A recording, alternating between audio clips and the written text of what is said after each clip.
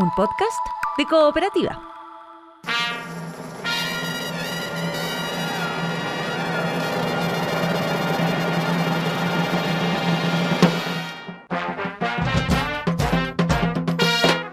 Hola, esto es Salud por la Historia, un podcast que reúne las conversaciones que hemos tenido durante ya varios años con el dramaturgo Andrés Kalavsky. Diálogos sobre los pequeños y grandes momentos que forman nuestra historia. Hablamos de música, de inventos, de creaciones y decisiones que cambiaron nuestra vida, de aventuras y descubrimientos, de heroínas, héroes y villanías. Este es un podcast para entender cómo llegamos hasta aquí y suena como un brindis. Salud por la Historia.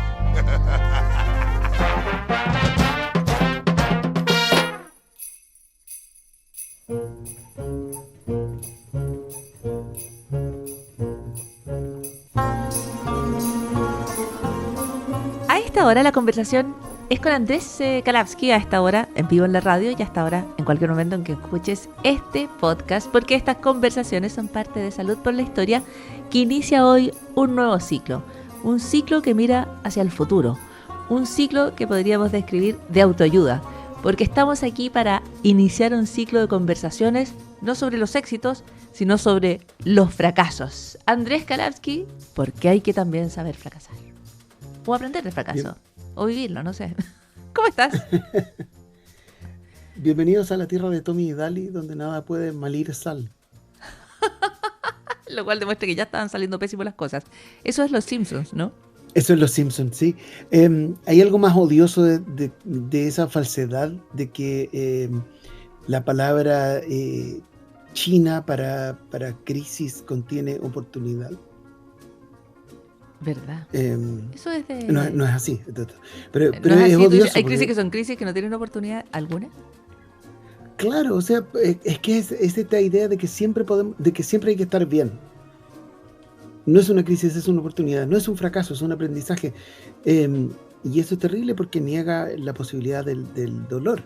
Y cuando negamos la posibilidad del dolor, negamos la posibilidad de que nos importe alguien. O algo. Tienes razón, pero quizás si uno entendiera ese proceso dentro de un continuo, o sea, hay un momento del fracaso que es puro dolor. Y luego eventualmente hay una capacidad de procesarlo y salir de allí, salir al otro lado, porque siempre hay que salir al otro lado, Andrés Kalavsky. Sí, hay que fracasar de nuevo, como decía Samuel Beckett. Aún nuevo, si es para fracasar de nuevo, exactamente. Porque mañana siempre será otro día. Un nuevo día para fracasar. Nosotros hemos hablado varias veces del Titanic. Tú me explicaste que era de las primeras noticias mundiales. El hundimiento del Titanic en abril de 1912.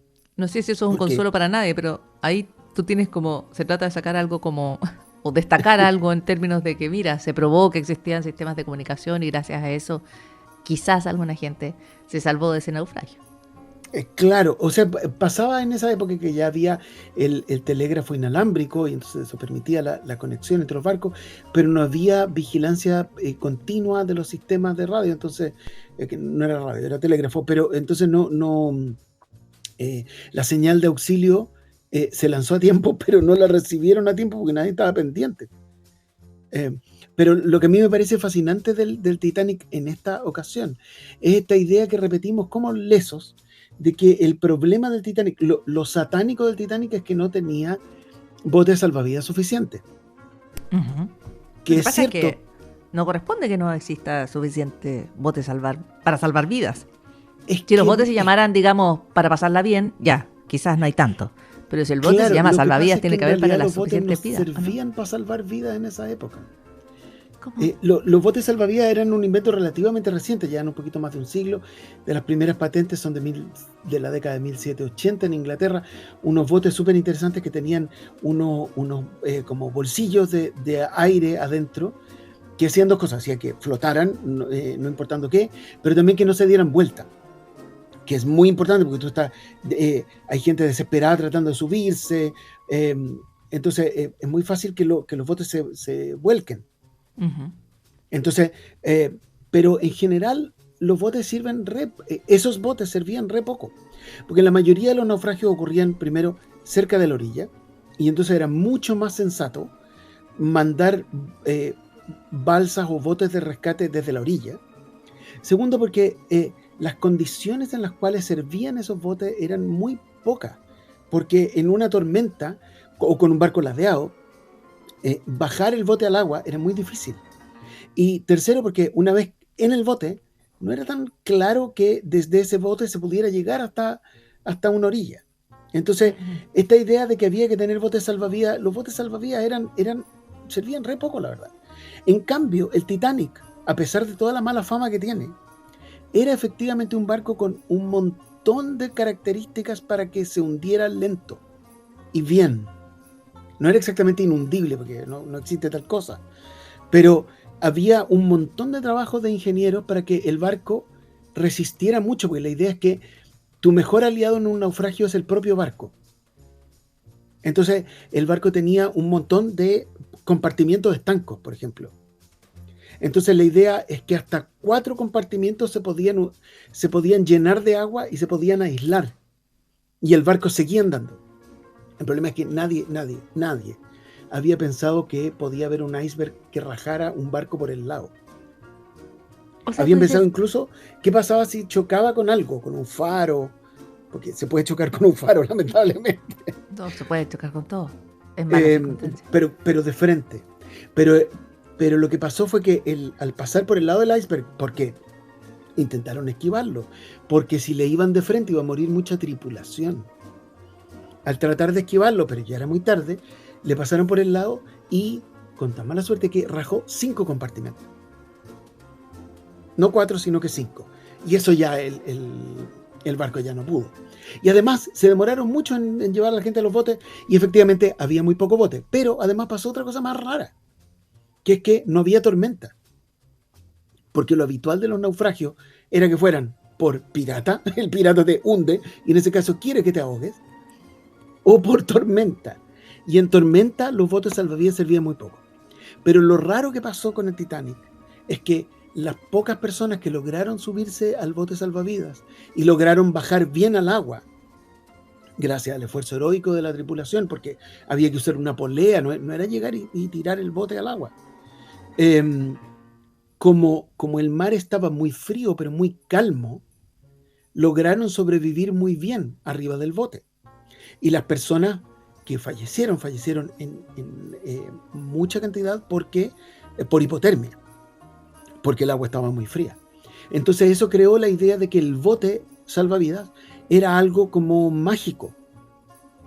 Y a un par de semanas después del hundimiento de Titanic, hubo la primera huelga en Inglaterra en que la tripulación de un barco pesquero se negó a subir al barco porque no había botes salvavidas suficientes. Y eso era la primera vez que pasaba, porque había cambiado la percepción del público sobre para qué servía un bote salvavidas. Pero también quizás había cambiado la percepción respecto a lo trágico, a lo horroroso que era la situación que se había vivido con el Titanic, y estas tripulaciones encontraron el coraje o la determinación para pedir mayor seguridad en su trabajo. Claro, probablemente las tripulaciones conocían el horror del mar, pero tiene razón que las circunstancias políticas a principios del siglo XX estaban fértiles para que los grupos de trabajadores se organizaran y exigieran. Claro, Claro, y al haber tenido el impacto de esa tragedia, eventualmente puede llamar a pedir mayores garantías. Tú has dejado claro lo del bote salvavidas, y yo recuerdo que el bote salvavidas se inventa o se crea, o es un desarrollo que surge a propósito de un naufragio que ocurre muy cerca de la costa en medio de una tormenta en la que nadie se puede acercar a salvar a las personas. Y como se observa desde la costa esta tragedia, entonces dicen, tenemos que ponernos a desarrollar algún tipo de embarcación que genere algún tipo de esperanza finalmente. Yo creo que tú tienes razón. Eventualmente el salvavidas no era la única solución, pero tenía que existir algún recurso al que echar mano. Y con eso y un poco de esperanza y buena suerte podría salvar algunas vidas, que es cuestión que pasa, que ocurre. Efectivamente, ¿no? Porque lo que interesante aquí es una manera rara de poner la carreta delante de los bueyes y que efectivamente la carreta se mueva. Porque 1912, Titanic, 1914 se firma un acuerdo entre un montón de países sobre seguridad en el mar, a propósito del naufragio del Titanic, que obliga a tener botes salvavidas suficientes. Y entonces, ya que ahora hay botes salvavidas suficientes por obligación, empiezan a trabajar ingenieros, diseñadores, qué sé yo, en mejorar los botes salvavidas. Y si has visto alguna de las películas con Tom Hanks en que hay barcos, que hay montones. Por ejemplo, hay una en que lo atacan unos piratas, el capitán de un barco. Hay otra en que naufraga. También, muy buena. Bueno, entonces en todas esas uno puede ver que los botes salvavidas actuales, o si viste El Triángulo de la Tristeza, una estupenda película, los botes salvavidas actuales son mucho más sofisticados y se bajan al agua o se caen incluso al agua y son cerrados y son mucho mejores, son mucho más eficientes para proteger las vidas de la persona. Claro. Entonces, este es un caso raro en que este fracaso y esta ilusión de que los botes servían llevó a que los botes sirvieran mucho más.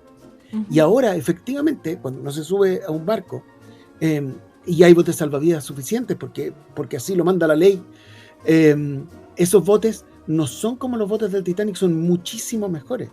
Entonces hubo todo este esfuerzo para salvar vidas y cambió el enfoque de cómo tenía que abordarse la posibilidad del naufragio. Exactamente, porque creo que Andrés Karpathy, y me imagino que esto sirve un poco para la vida, el objetivo no es hacer un buque que no se pueda hundir. El objetivo es hacer algo más pequeño, un bote que pueda salvar una vida. No estás pensando que el naufragio va a ser imposible. Estás pensando que si todo sale mal, vas a tener algo donde tener la esperanza de que vas a ser rescatado. Y me parece que eso es importante. Claro, porque hay que prepararse para que las cosas salgan mal. Uh-huh. Todo el tiempo. Uh-huh. Porque las cosas salen mal. Exactamente. Creo que también lo que cuentas engancha con una nueva narrativa, un nuevo relato o una nueva forma de entender el Titanic. Durante mucho tiempo se habló como de la arrogancia de haber desarrollado un barco que pensaban que no se podía hundir.